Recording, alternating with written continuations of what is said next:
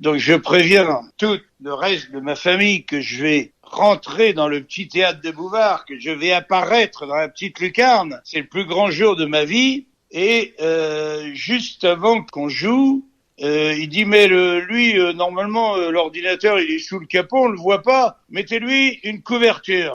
On me met une couverture sur la gueule et on m'a pas vu, même pas retirer la couverture à la fin du sketch, tu vois. Ouais. Et on m'a pas vu une seconde. Ah, et on pourrait dire c'est ballot, ça, Jean-Marie, si on a la ref, un vieux sketch de Jean-Marie Bigard sur la valise RTL. Bienvenue dans Essaye encore. Moi, c'est Geoffrey, ça n'a pas changé. On est reparti pour un épisode 25, donc là, et une nouvelle saison, la 3e du podcast. Je rappelle le principe du podcast qui est très simple, ça s'appelle Essaye encore. Je reçois des invités, connus ou moins connus, qui viennent ici parler de leurs bides, de leurs échecs, de leurs fails, de leurs plantades, et pour nous dire finalement, c'est pas grave de se tromper, ça fait partie du chemin vers la réussite. Voilà, c'est pas grave de se tromper. Voilà le leitmotiv du podcast. Merci d'ailleurs d'avoir été encore une fois, je faisais le bilan encore là avant d'entamer, avant l'intro, des chiffres de cet été. Il n'y avait pas de nouveaux épisodes cet été, c'était la pause. Pour autant, tous les jours, il y avait des lectures. Vous veniez découvrir les épisodes, les invités, et certainement que vous passiez le mot à vos proches parce qu'il y a eu beaucoup de partages et de lectures. Alors merci beaucoup pour ça. Continuez à le partager autour de vous si ces histoires vous plaisent et vous motive ou vous inspire. En attendant, nous, c'est reparti pour une nouvelle saison. Dans cet épisode, donc, Jean-Marie Bigard, vous l'avez compris, avec lui, on va parler d'un parfum. On va parler du petit théâtre de Bouvard et de sa première télé, de thérapie de groupe, de lâcher prise, d'abandon, de Laurent Baffy, de succès, de ses meilleurs sketchs, de Belmondo, j'en passe. Épisode 25 d'Essaye encore. Jean-Marie Bigard est mon invité et ça commence maintenant. Eh ben Jean-Marie Bigard, bonjour Jean-Marie. Eh bonjour Geoffrey, tu vas bien? Ben oui. Attends, je baisse parce que tu es très fort. Voilà. Merci d'être là, Jean-Marie, de passer dans le podcast. Alors, d'ailleurs, tiens, je vais vu que c'est toi, j'ai fait spécial aujourd'hui parce que d'habitude je ne bois pas beaucoup, mais j'ai ramené une bouteille de vin. Je sais que tu aimes bien, et donc je me suis dit que même à distance, on pouvait être en train de boire un coup. Oui, mais t'as pas le pot parce que là j'attaque un régime là. Ah mince. Bon je range alors. C'est la direction qui m'a obligé. Direction. Là, si je mets le haut-parleur, tu m'entends pareil? Alors là pour l'instant oui, j'entends pareil. Bon c'est bien alors. Voilà. Ça, j'ai les mains libres. Voilà, c'est ça. Parfait. Jean-Marie, j'ai une seule question qui est écrite pour le podcast. C'est la seule que je poserai vraiment. Qui es-tu?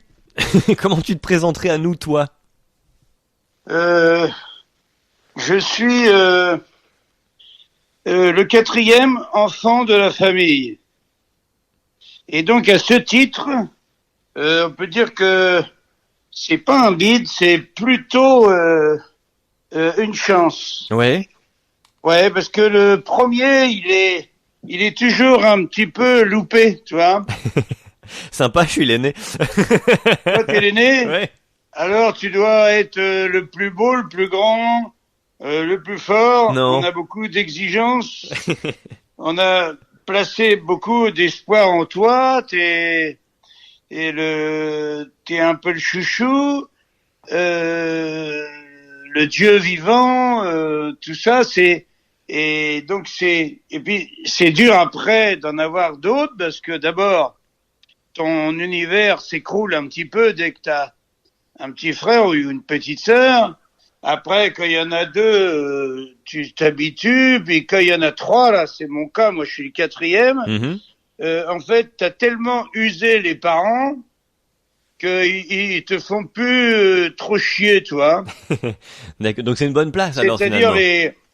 les 3 premiers, ils ont fait le boulot, si tu veux. Et après, les parents, ils sont plus cool avec le dernier. Et c'est pas un hasard si les derniers, encore une fois, je suis désolé pour toi, hein, Geoffrey. Mais pas les grave. derniers, c'est ceux qui sont les artistes. Ah, C'est ceux qui percent. Ah merde, j'ai pas percé alors. C'est ceux qui deviennent des stars. Très souvent, tu vois, tu peux prendre tous les grands peintres, tu vois, Mm-hmm. Ils sont très rarement des aînés, c'est plus souvent des derniers de la famille. Et donc ça, tu penses que ça a joué dans ton parcours Ah vraiment? bah bien sûr, Ouais. ça a joué énormément. J'ai d'abord été considéré comme le petit merdeux, celui où tous les autres ont échoué, lui il est arrivé, le petit dernier, à rien branler, sans trop se faire engueuler, tu vois. Et puis on rit un peu de toi, et puis ensuite ben tu deviens le chef de famille.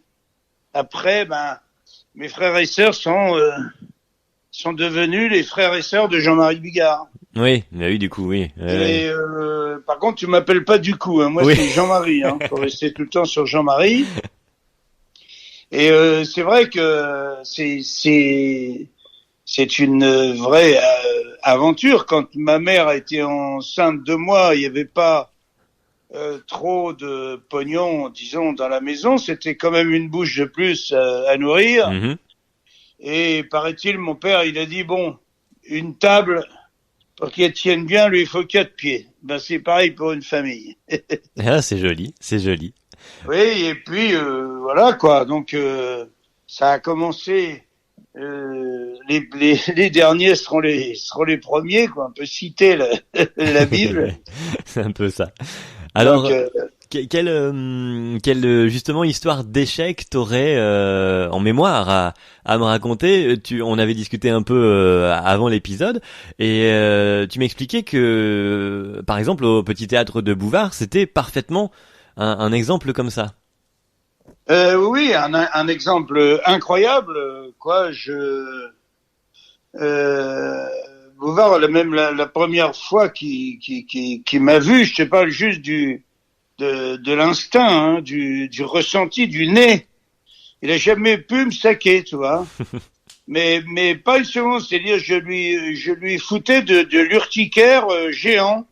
Il me voyait, c'était comme si tu vois, j'étais le poil à gratter Ouais, ouais. parce que en plus j'avais un peu envie de jouer seul et ça lui il en voulait pas.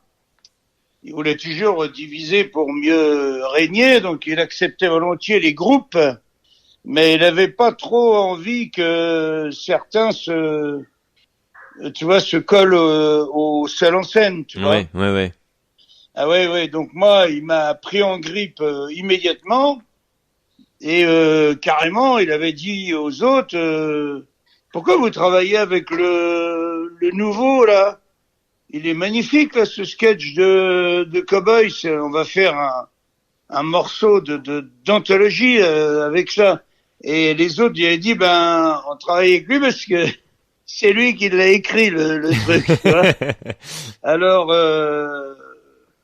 voilà, très vite, il m'a pris par le cou, ce qui est pas bon signe du tout, et il m'a dit, écoutez, vous êtes un bon auteur, mais n'essayez pas de jouer. Vous avez remarqué, quand vous parlez, l'ambiance retombe. Vous l'avez remarqué, ça.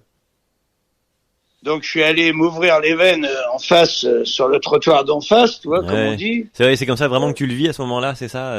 Le monde C'est-à-dire, s'écroule. il m'a dit, n'essayez, vous avez vu, quand vous parlez, tout fout le camp, quoi. Oui, c'est vrai que ça n'engage pas, ça Alors n'engage pas donc, confiance.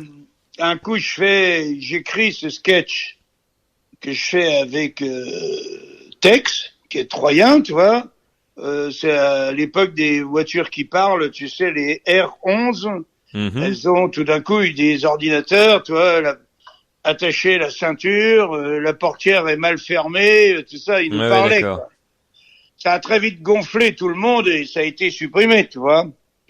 Mais c'était Le point du sketch. la grande nouveauté, si tu veux, pour les constructeurs de voitures, de faire donc une voiture qui a un ordinateur qui te signale des trucs, quoi. Et Mhm. moi, mon sketch, c'était l'ordinateur prenait le pas sur le conducteur, quoi, tu vois. Donc c'était Tex qui faisait le conducteur, je faisais l'ordinateur. Ouais. Et donc je préviens tout le reste de ma famille que je vais rentrer dans le petit théâtre de Bouvard, que je vais apparaître dans la petite lucarne. c'est le plus grand jour de ma vie. Et juste avant qu'on joue, il dit mais lui normalement l'ordinateur il est sous le capot, on le voit pas. Mettez-lui une couverture. On me Donc, met une couverture sur la gueule. t'as fait ton premier passage à la télé. Je te jure, on m'a pas vu pas un millième de seconde. Ok. La caméra est venue sur nous, sur scène. J'étais déjà sous la couverture. Ouais. Et à la fin du sketch, la caméra est revenue sur Bouvard. C'était Jacques Chazot l'invité, je me souviens. Et on m'a pas vu, même pas retirer la couverture à la fin du sketch, tu vois. Ouais. Et on m'a pas vu une seconde. Et tu crois que c'était, vu comment tu me décrivais non, Bouvard? c'est comme ça, c'est mon destin. Ouais.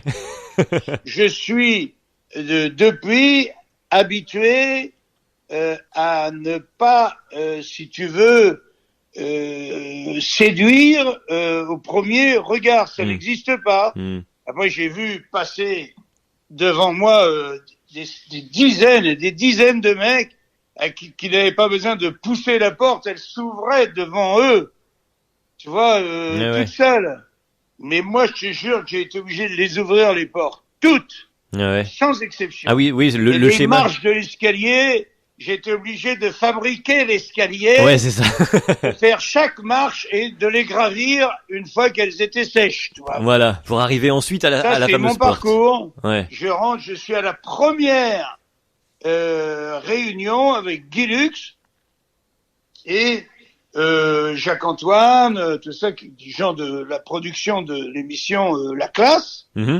Et Guy Lux décide de refaire cette émission qui avait déjà existé 10 ans auparavant, qui s'appelait, je sais plus comment, Chahut Bahut, ou je sais pas quoi, mais enfin bref.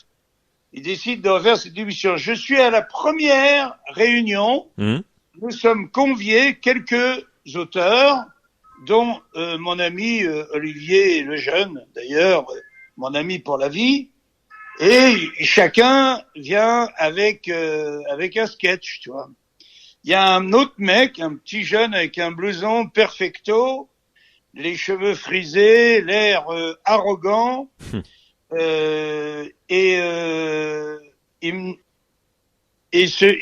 donne son nom, il s'appelle Laurent Baffy. Et je me souviens sur mes calepins, j'avais mal noté, j'avais noté Laurent Bassy. Ouais. C'est assez drôle.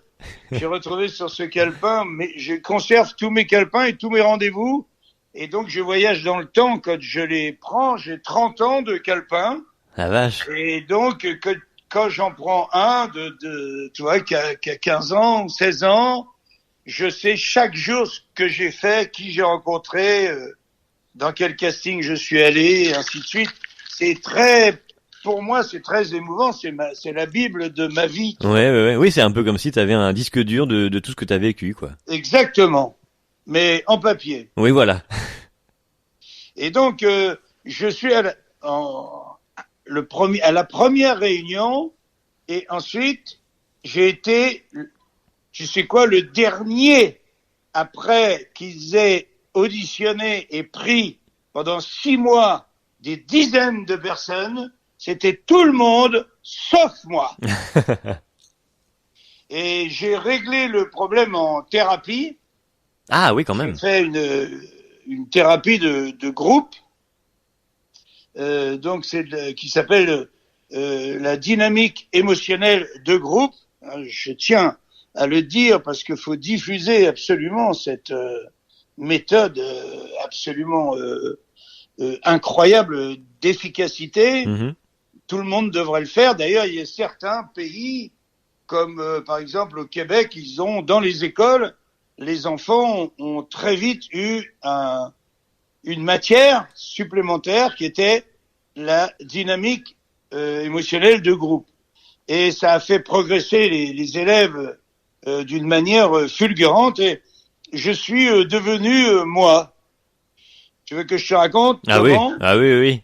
Ben, dans une dynamique émotionnelle de groupe, tu as donc, comme son nom l'indique, c'est un groupe entre 12, 13, 14, 15 personnes. Il y a un thérapeute qui est là, qui drive tout le monde, et chacun dit ce qu'il ressent, si tu veux. sans raconter de conneries. Hein. T'es interdit de raconter une connerie. Si tu déconnes, tu t'amuses avec ça, tu te fais déchiqueter par tous les autres, quoi. Ouais. Il n'y a pas de place pour autre chose que pour ce qui sort de ton cœur. D'accord. Et sur un événement précis ou non, dans l'instant, ce qu'on ressent à l'instant. On est là, okay. Tout le monde parle. Il y a un coup, pour te donner un petit détail, il y a une femme qui arrive. D'ailleurs, on met jamais un mec. Les groupes comme ça durent pendant plusieurs années. On va jamais mettre un débutant, un mec qui arrive dans un groupe qui a déjà 2 ans ou 3 ans. Ah oui, d'accord. Parce que le mec, le nouveau venu se fait laminer. Lui, il comprend pas ce qui lui arrive, tu vois. Mm-hmm. Et un jour, il y a une dame, son fils venait de se suicider, et elle arrive, elle est qui veut prendre la parole? Le thérapeute il demande. D'ailleurs, à cette question, moi, un coup, j'ai dit, moi, je veux bien. Et là, le thérapeute, il a dit, je vous demande de tous remercier Jean-Marie, parce que Jean-Marie veut bien parler. Et là, je me suis dit, mais qui suis-je? Ouais. Pour dire, je veux bien, j'ai condamné, je veux bien de mon langage. Et tu viens chez moi, je te dis, est-ce que je peux t'offrir une boisson, un café par exemple, et toi tu me dis, ouais, je veux bien. Ouais. Et moi je te dis, mais va te faire enculer. Je te propose un cadeau, et toi tu me dis que tu veux bien de mon cadeau. Mais dégage. La bonne réponse, c'est, si tu en as envie, c'est de dire avec plaisir. Ouais. Apprends-toi à jamais dire je veux bien. Je veux bien. On te fait un cadeau et toi tu dis que tu veux bien, mais attends, tu parles au sultan, quoi. Ouais. J'en déduis que si on te fait un cadeau, même tu l'aimes pas, etc. D'abord, j'ai horreur des cadeaux. Ah, d'accord. Premièrement, mais ça n'a rien à voir. C'est un cadeau, ça dépend si c'est un cadeau empoisonné ou pas. Ouais. Parfois, avec les mots, tu peux faire croire à quelqu'un qu'en fait c'est un cadeau, puis en fait c'est plutôt un poison. Faut mieux pas le manger. Ouais. Donc dans t'aimes ce pas cas-là, les cadeaux. quand on te fait un cadeau empoisonné, bah tu le prends pas et l'autre il est obligé de repartir avec. Et il en fait plus et comme ça c'est réglé. Bref. Voilà. Cette femme, elle est en larmes, elle ouais. éclate en sanglots. Mon fils est mort et tout, et elle sanglote. C'est une fontaine de larmes. Et on est tout le groupe donc autour d'elle et nos épaules commencent à se secouer un petit peu, tu vois. On essaye de contenir nos rires. Ouais. Et puis en fait, on n'y arrive pas tellement. Et un rigole, un deuxième, un troisième. Cette femme qui a perdu son fils, imagine ce qu'elle peut ressentir. Bah oui. Elle est en larmes et elle dit vous vous moquez de moi. Et on a été obligé de lui dire mais non, mais tu nous fais rire. Et là, cette femme s'est mise à pleurer, mais vraiment. Et tout le groupe s'est mis à pleurer. Mmh. Parce qu'elle pleurait. Vraiment. Avant, elle chantait pour nous. Ouais. Elle chantait sa tristesse. Mmh. Mais quand elle a vraiment pleuré, tout le monde s'est mis à pleurer. Est-ce que tu m'as compris, Geoffrey? Ouais, j'ai senti. C'est assez terrifiant, hein. Oui. J'ai fait 5 ans de dynamique émotionnelle de groupe et un coup, donc j'avais passé en audition pour cette émission La Classe. J'étais là à la première réunion et chaque fois qu'il recevait des gens, j'arrivais à me recaser pour retenter ma chance. J'ai passé 35, 40 sketchs. On pourrait demander aux gens de l'époque, hein, mais à peu près, c'est-à-dire toutes les semaines ou tous les 10 jours, j'écrivais un sketch. Je faisais rire tout le monde, tu m'entends? Les gens, ils disaient, ah, tiens, regarde, lui, il s'appelle Jean-Marie Bigard, tu vois, il est super drôle. Je faisais mon sketch, tout le monde était dépouillé, et je disais, et alors vous me prenez quand? Ouais. Eh ben, non, on peut pas, en ce moment. En thérapie, j'ai compris que, malgré ma politesse, les mots gentils que je disais en arrivant, bonjour madame, bonjour, alors, ça va mieux, votre petit chat, tout le bordel, Oui. que en réalité, ce que j'envoyais, ce que mon cœur envoyait, c'était prenez-moi, putain de merde! Vous voyez pas que je suis le meilleur? J'étais en toute puissance, ça s'appelle. Ça veut dire très gentil, très aimable, mais mon cœur envoyait « Prenez-moi, bande de cons !» Et dans ce cas-là, Geoffrey, on ne te prend pas. On te respecte, on te sourit puisque tu es gentil. Oui. Mais comme tu envoies quelque chose de tellement puissant que tu ne laisses pas d'autre choix à l'autre que de t'accepter, ça s'appelle la toute-puissance. Et dans ce cas-là, on te rejette. C'est la même chose en amour, hein. Et comment... Très dingue d'une gonzesse. Ouais. Si tu ne lui laisses pas le choix, la place pour l'échec, justement, puisque c'est le sujet de notre podcast. Oui. Si tu ne lui laisses pas à l'autre la place de dire non, tu vois, si tu l'obliges, la porte se ferme. Définitivement. Je comprends ça en thérapie. Écoute-moi bien, j'étais en thérapie de 9h à midi. Mm-hmm. C'était le mardi, moi, mon jour. Hein. Et je ressors de là, après que mon thérapeute, qui m'a inspiré mon 7e spectacle, qui s'appelle Mon psy va mieux, qui n'a pas été le spectacle qui a fait le plus de monde, mais c'est celui qui a été le plus vu, le plus téléchargé, comme par hasard. Et il me dit, tu pourrais pas rentrer dans ta tête que t'es pas obligé de faire cette émission. Mais je dis, mais quoi, demande-moi plutôt de mourir. Mm-hmm. Tu me demandes d'envisager de laisser tomber. Il me dit, oui, je voudrais que tu fasses ça. Lâche, ça s'appelle le lâcher prise, hein, tout simplement. Ouais. Et j'envisage, dans le fond de mon cœur, de renoncer à cette émission. Mm-hmm. Il est midi, hein. J'ai une demi-heure de métro pour rentrer chez moi. J'habite chez une copine, puisque je n'ai pas un sou. Je rentre et elle me dit, tiens, un message pour toi. J'écoute le message. Les gens qui me disaient non depuis 6 mois, j'entends le message, je suis en larmes. Hein. Et ils me disent, mais Jean-Marie, pourquoi tu viendrais pas nous faire, c'est au bout de 6 mois, ils se sont un peu épuisés. Tout le monde s'est un peu épuisé. Ouais. Certains ont brillé sur une fois ou deux, puis après, ça a baissé de niveau, tu vois. Et ils disent, pourquoi tu viendrais pas nous faire ce sketch qui nous avait tant fait rire là-bas? Moi, en pleurs, au téléphone, je dis, comment? Mais bien sûr que je viens faire ce sketch, je viens le faire, je ferai. Je repasse les 40 sketchs que j'avais proposés. Et tout le monde me dit, mais putain, quel travail de titan! Comment tu as réécrit tes sketchs pour les rendre aussi merveilleux? Je n'ai pas changé une syllabe, pas un mot de ces sketchs. Ils étaient devenus formidables parce que j'avais juste cessé d'exiger. Mais pourtant, t'avais cessé avec toi-même, mais pas avec ces gens-là. Eh ben, on m'a donné. Tu vois? Ouais. Mais t'avais cessé d'être exigeant Bouvard, avec eux.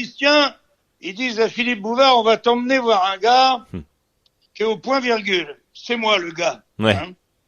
Avant, quand Bouvard m'a connu, j'avais la coupe, on me confondait avec Serge Lama, c'est ça? Oui, je vois les photos, ouais. J'avais la coupe au carré, Chanel, tu sais, Serge Lama. Bouvard, donc, se retrouve dans la salle où je joue mon premier one-man show que j'ai écrit avec mon ami Laurent Baffy, qui sera mon ami pour la vie. Ça s'appelle Vous avez dit Bigard. Et Bouvard ressort de la salle. Il dit, ce type est extraordinaire. J'ai jamais vu ça. Ça va faire un très, très grand humoriste. Il m'a pas reconnu. C'était longtemps après? Non, c'était le temps que je fasse mes armes dans la classe, puisque Bouvard, il m'avait jeté comme une merde. Donc, j'ai accroché la classe, comme je viens de te le dire, au bout de 6 mois. Mais tout ça, c'est une succession d'échecs. Ouais. Bouvard me jette comme une merde. Moi, je mets 6 mois, tout le monde passe. Des mecs dont on n'entend absolument plus parler du tout, dont 2 mois après, qui sont retournés, les pauvres, dans l'anonymat total. Et moi, au bout de 6 mois seulement, je rentre. Je rentre le dernier, tu m'entends? Et je deviens le premier. Je deviens l'humoriste préféré de tous les Français dans cette émission La Classe. Ouais. Et je deviens ensuite, tu vois, ma carrière décolle avec une vitesse fulgurante.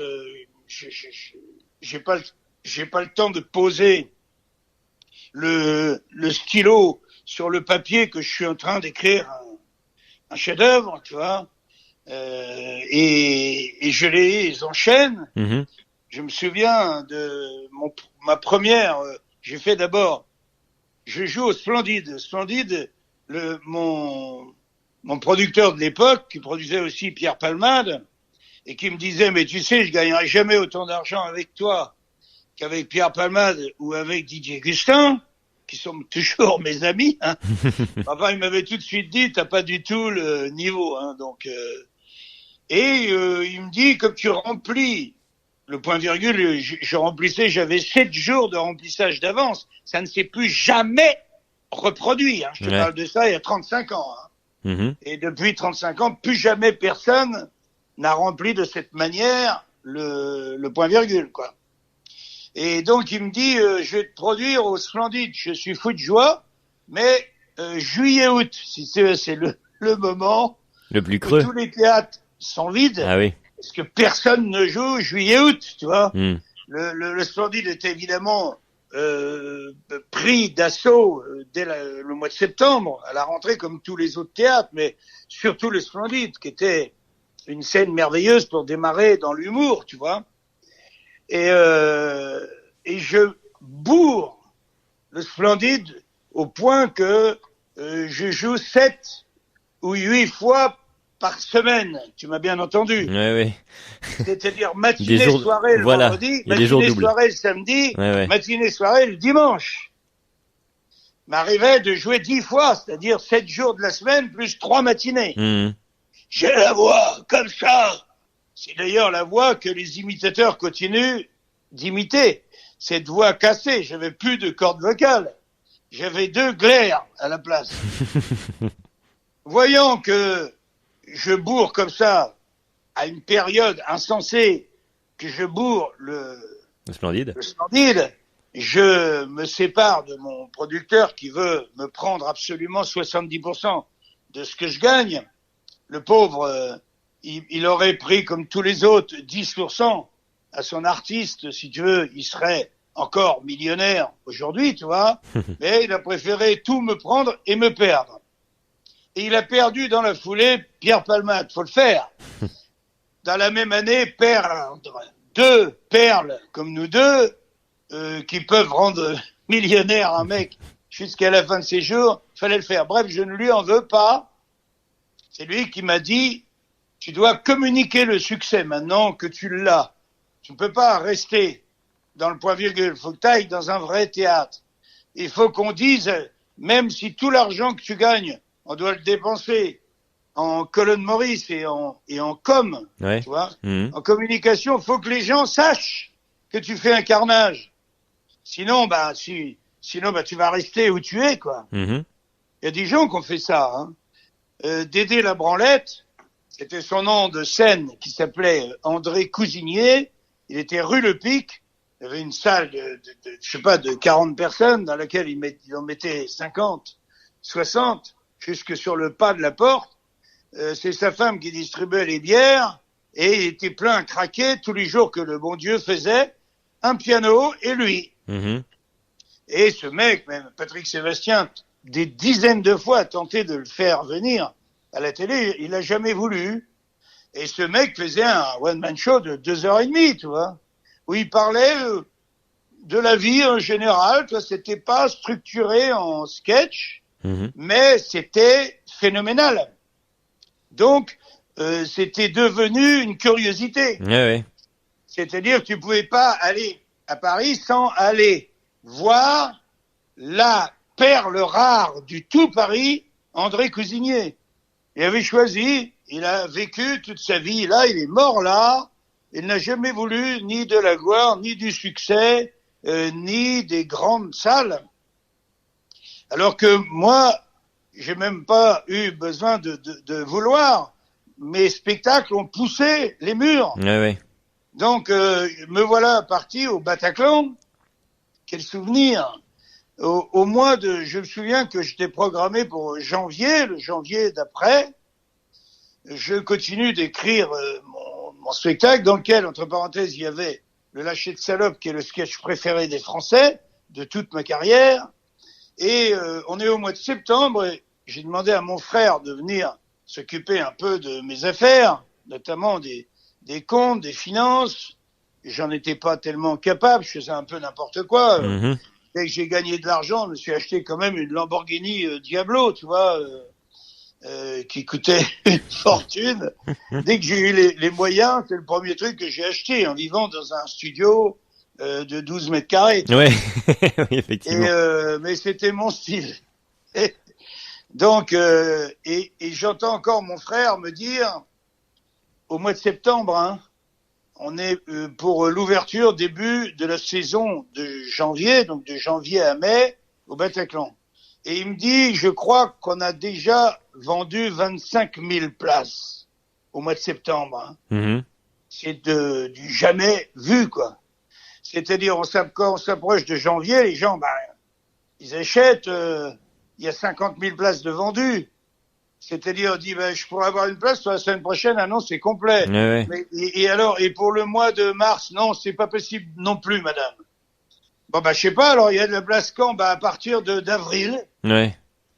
Les gens qui voulaient acheter une place au 1er janvier n'avaient plus que le choix de se rabattre sur avril-mai, qui, en 15 jours, ont été bouclés. Ah ouais.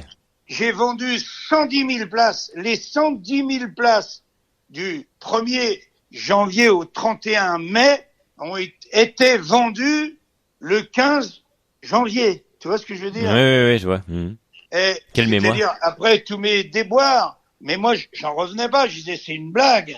C'est pas possible. Les gens se jetaient sur les places. Il y a quand même un peu plus de 1000 places quand même au Bataclan, tu vois. 110 dates, 110 000 personnes places au final, quoi. Vendues, quoi.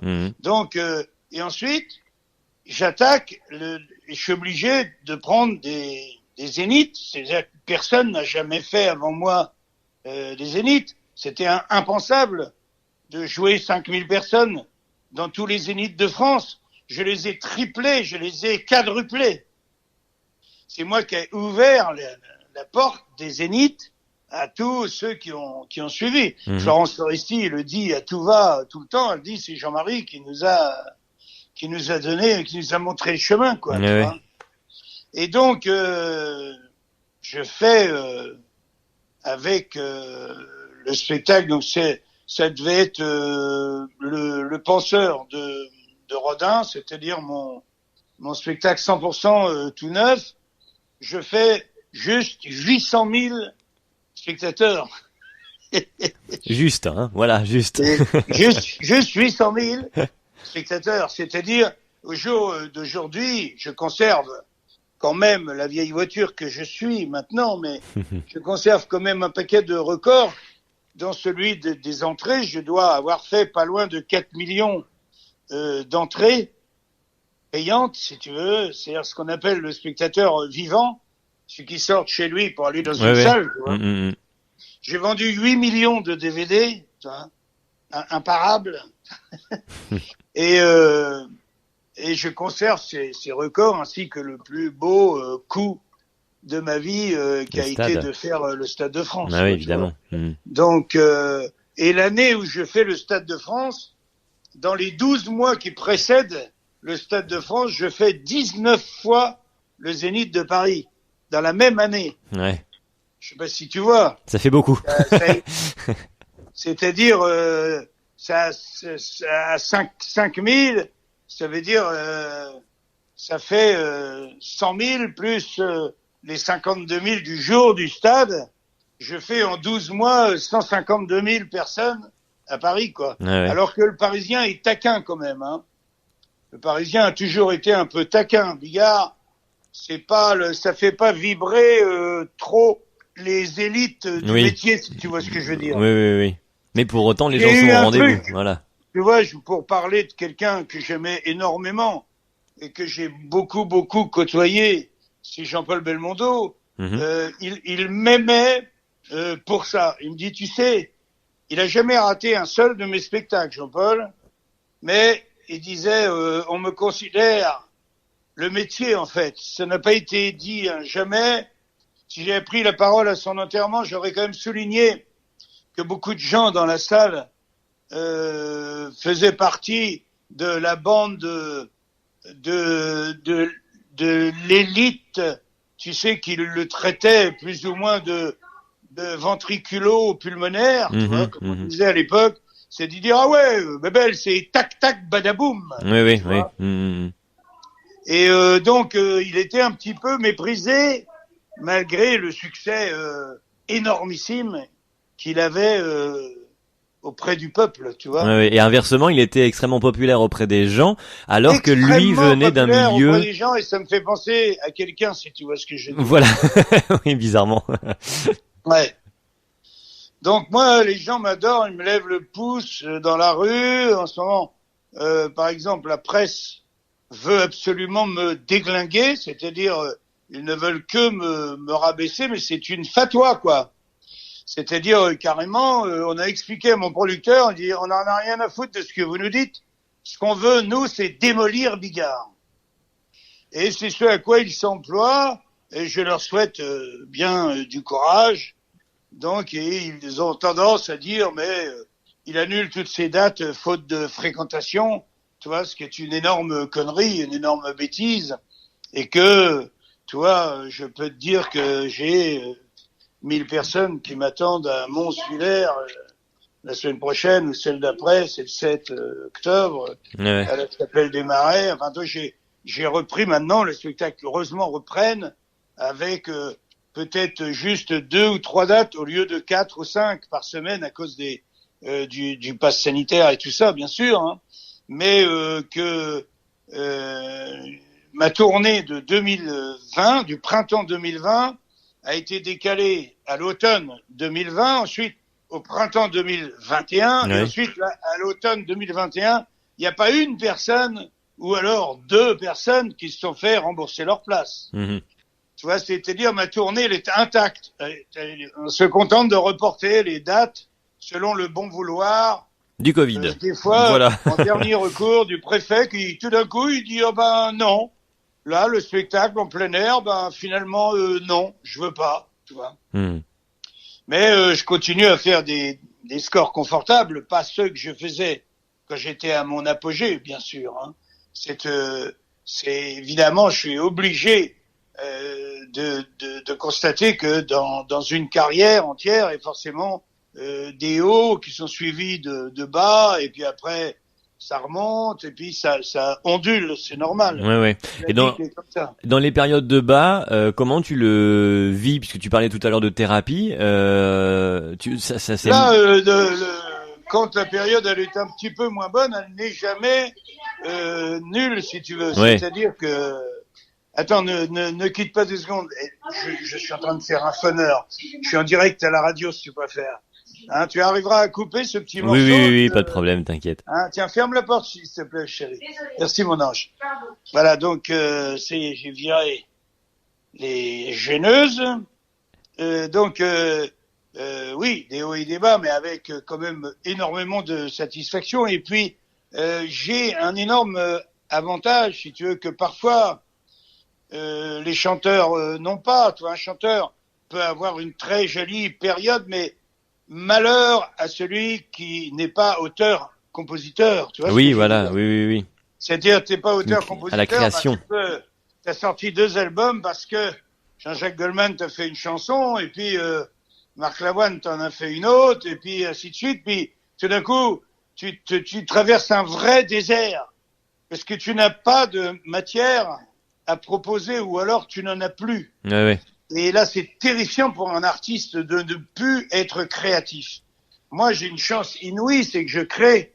Par exemple, je me suis amusé, moi, pour compenser. D'abord, j'ai allumé d'autres feux pour continuer mon existence, bien sûr. Mhm. Je suis amusé à représenter du vin. Je vends du vin et 10 vignerons m'ont choisi pour que je vende leur vin. J'ai créé un parfum avec 2 nez. Il y en a une qui m'a appelé pendant le podcast. Je l'ai pas prise, la pauvre, puisque je voulais pas couper le truc, mais C'est j'ai gentil. fait un parfum formidable. J'ai fait d'abord l'ogre, et puis j'en ai fait un nouveau. J'ai fait une nouvelle mouture pour essayer de m'insérer dans la grande distribution, tu vois, ou même chez les parfumeurs vraiment. Et ma deuxième version, je peux te le dire, c'est un scoop. Pour l'instant, il n'en existe qu'une petite fiole, mais bientôt, on en aura des centaines de milliers. Et cette nouvelle mouture, je l'appelle One Man.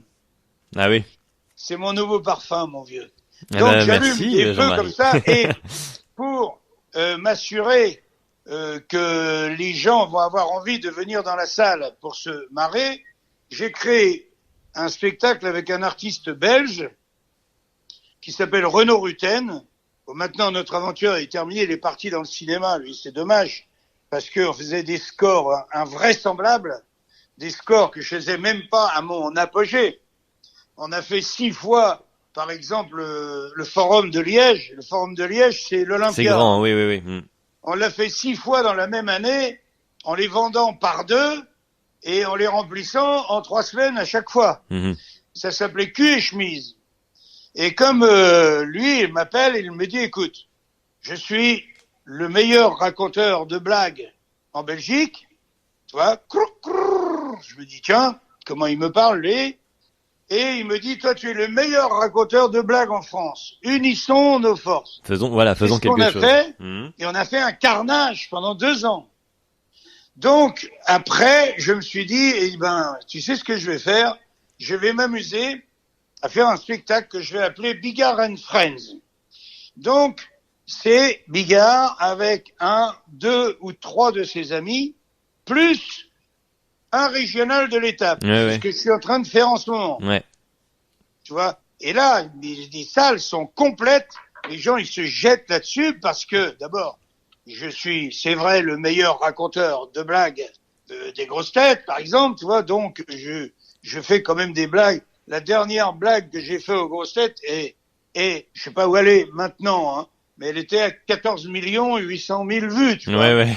Oui, Tu d'accord. vois, pour un mec qui est complètement has-been, ce que les journaux voudraient bien que je sois, moi, ça me va très bien, tu vois, 14 C'est ça. 800 Ben 000, oui. J'aimerais bien c'est être quand même has-been le comme toi. score de la finale de la Coupe du Monde, quoi, Ouais. globalement. C'est ça. J'aimerais bien En être has-been aussi. téléspectateur, bah moi, je fais ça avec mon petit téléphone, Voilà. couramment.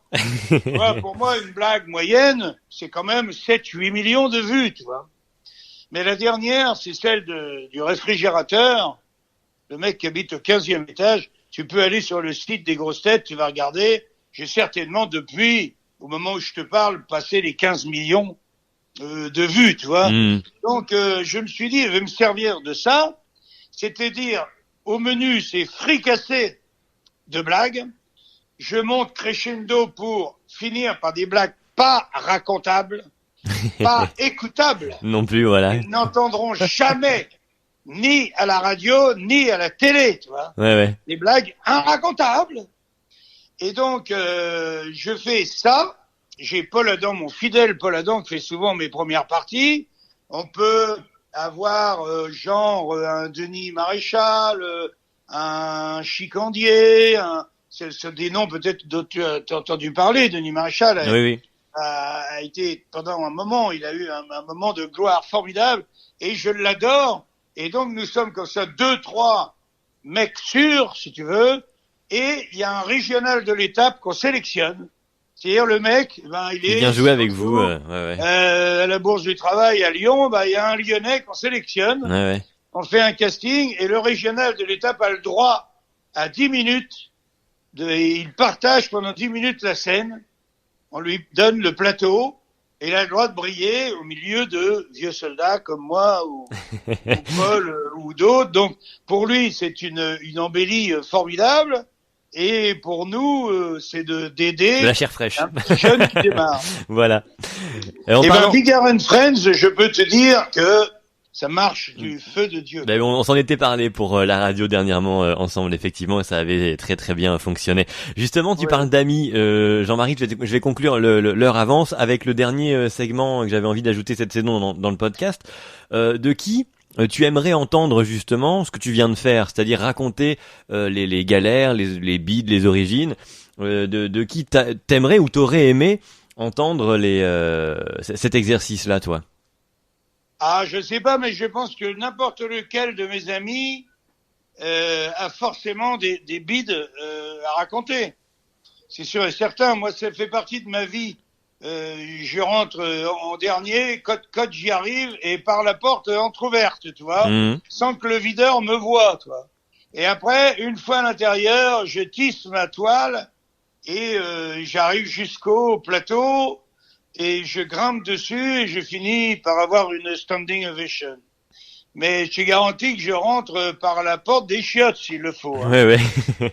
Et donc alors, t'as quand même un nom de gens, peut-être même d'avant, hein, avant que toi tu sois que tu fasses ta carrière, par exemple. Je sais pas de qui t'aurais aimé entendre cet exercice-là. Écoute, il y en a un qui me vient à l'idée.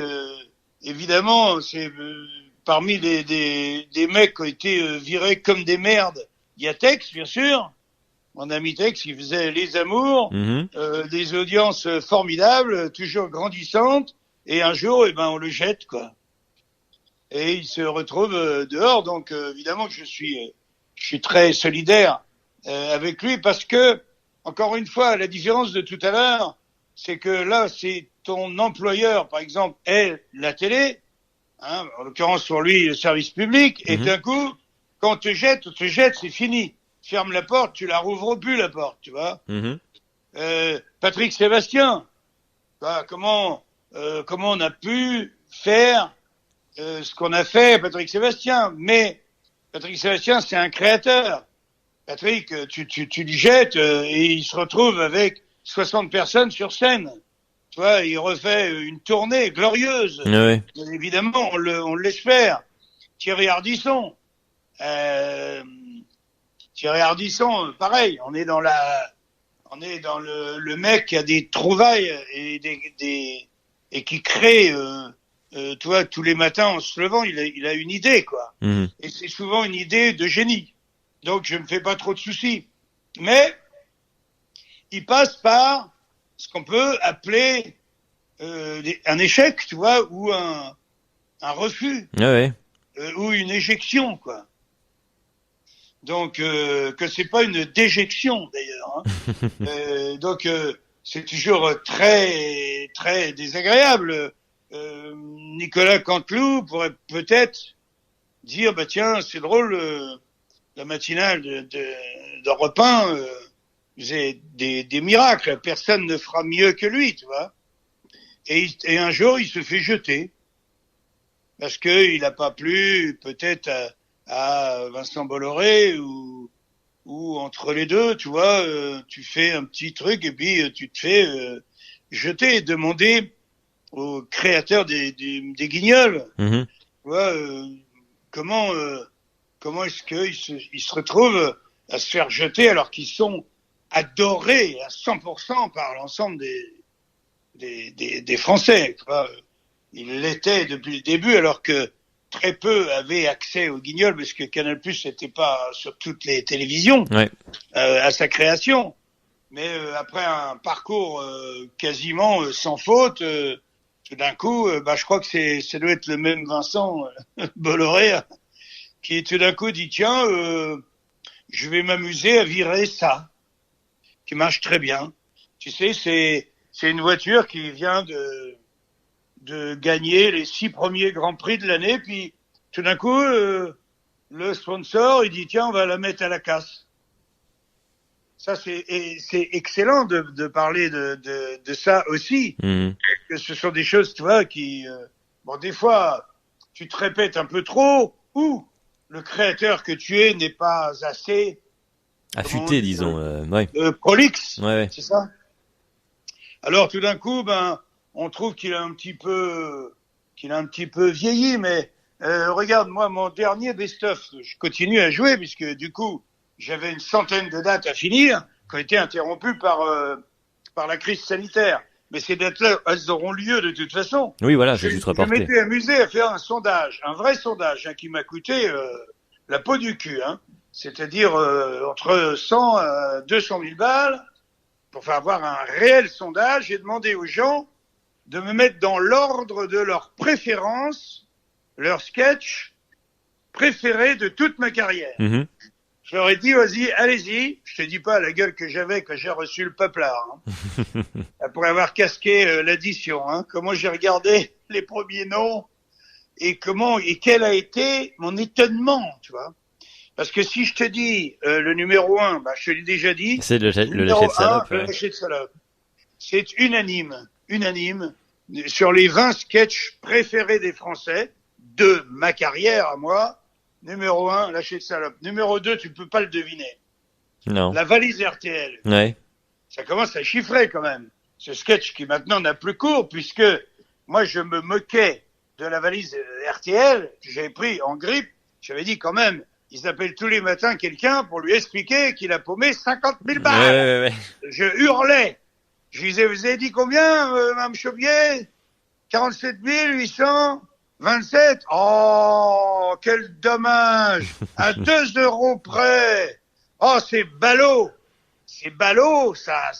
C'est comme si je l'avais écrit hier. Ouais. Les gens qui me parlent de la valise, ils me disent, avec Laurent Ruquier, quand j'y suis, par exemple, de temps en temps, les gens me disent, c'est ballot. Et il est numéro 2. Numéro 3, tu peux pas le deviner non plus. Non. Mais c'est un peu pour moi une évidence que ce sketch figure sur le podium, c'est les expressions.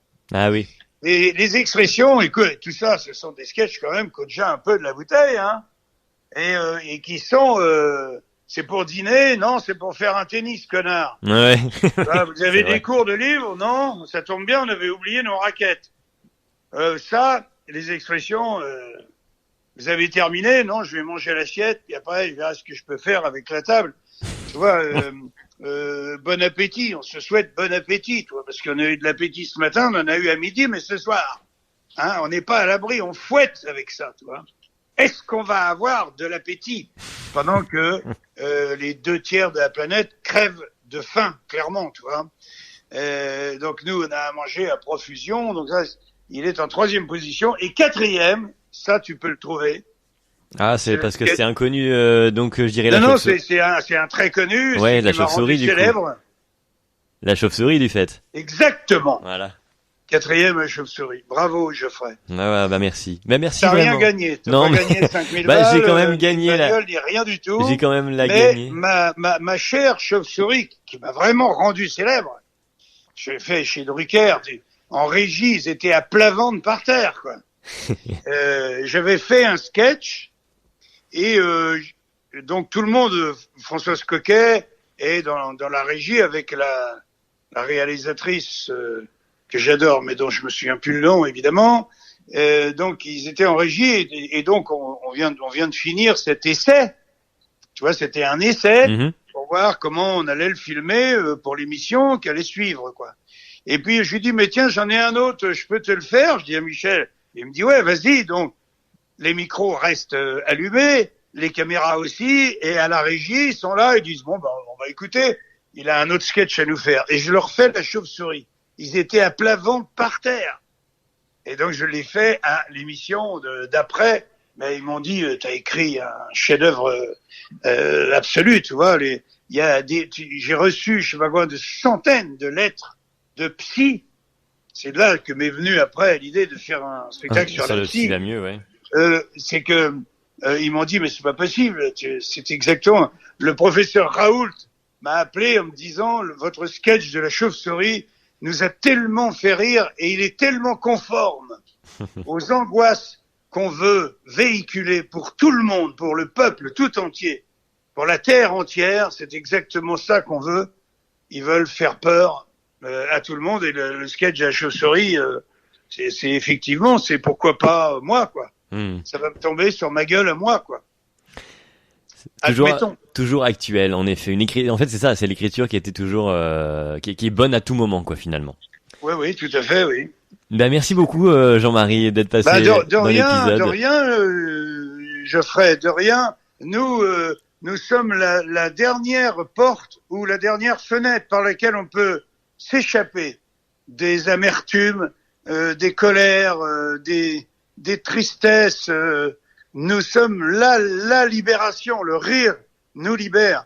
Je disais l'autre jour à Laurent Ruquier, mais on est du personnel soignant. Il m'a dit, mais tu as raison, tout à fait. Alors, il faut qu'on nous rembourse nos billets.